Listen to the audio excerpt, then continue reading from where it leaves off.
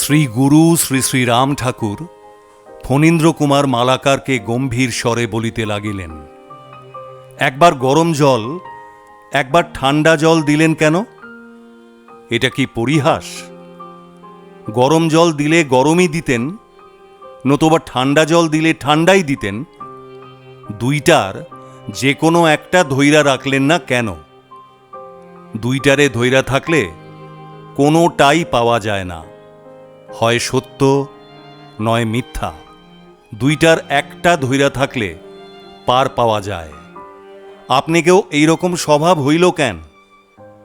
অশ্রদ্ধার সেবা আমি গ্রহণ করি না।